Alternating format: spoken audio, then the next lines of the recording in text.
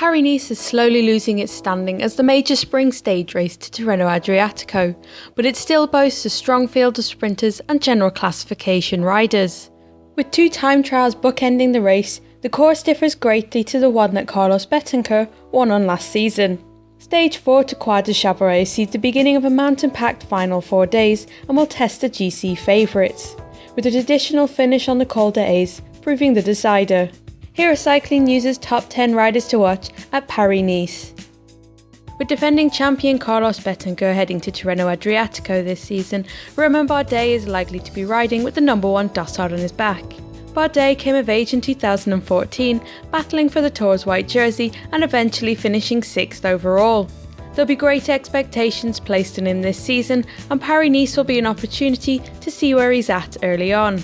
He should flourish on the tough mountains, and while time trials aren't his forte, he should be able to limit his losses on the Col d'Aise. Fabio Aru is yet to race this season. In fact, it's been 5 months since we last saw the Italian in competition. He makes his debut at Paris-Nice this Sunday as he begins his build-up to the Giro d'Italia, where he will lead Astana.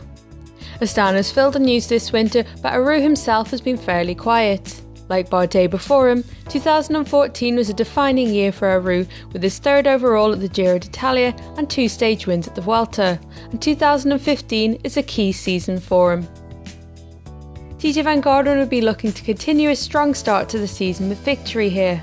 The 2 time trials make this an ideal course for Van Garderen, and he's a favourite for the race win.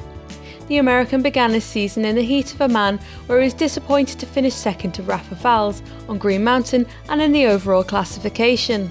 Van Garderen abandoned Paris-Nice last year on the opening day due to illness and will hope for a bit of better luck this time round. World champion Mikhail Kwiatkowski is still on the hunt for his first victory in the Rainbow Stripes.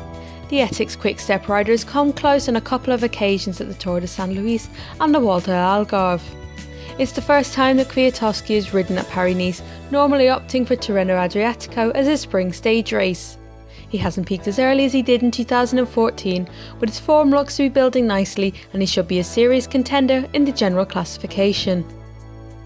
Tom Dumoulin makes his return to racing this weekend after taking almost 8 weeks out following his 4th overall at the Tour Down Under.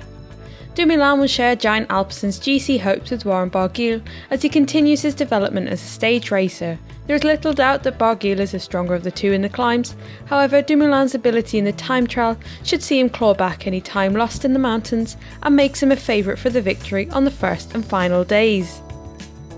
2013 Paris-Nice champion Richie Porte will lead Team Sky's general classification campaign this season. Porte has had a heavy racing schedule already this year, which has reaped a national time trial title and stage wins at the Tour Down Under and the Volta al Algarve. It was at this time last year that Porte's season began to derail, but a good performance here would set him up nicely. Geraint Thomas is another option for Sky. The Welshman was wearing the leader's jersey last year when he crashed out. Michael Matthews has enjoyed a long break after ending his hugely successful 2014 season in September. Matthews has appeared twice at Paris-Nice, but is yet to take a stage win, with as close as to 4th place last year. By this time last season, Matthews had already had 11 days of racing and plenty of travelling under his belt, so he should arrive at the race much fresher. Paris-Nice forms part of Matthews' Milan-San Remo build-up, and a stage win would send him into the race with confidence. John Degenkolb will form part of Giant-Alpecin's 3-pronged attack on Paris-Nice, along with Dumoulin and Barguil. Degenkolb has had a strong start to the year with an impressive victory at the Tour of Dubai. He'll be frustrated by the 2 second places to Juan José Lobato at the Ruta del Sol, and will be keen to get back to winning ways. Stage 3 should be an ideal one for Degenkolb, and the first category Col de la République on Stage 5 is far enough away from the finish to make a win highly possible. With 4 victories already, 2015 has been the best start to a season in Alexander Kristoff's career. He had a bit of a wobble on the opening weekend of the Cobble Classics, but he'll be looking to get back on track at Paris-Nice. Kristoff's sprinting has been firing on all cylinders and will be the favourite for victory on the flatter days. The tough second half of the race will give him a chance to work on his climbing ahead of his Milan-San Remo defence later this month.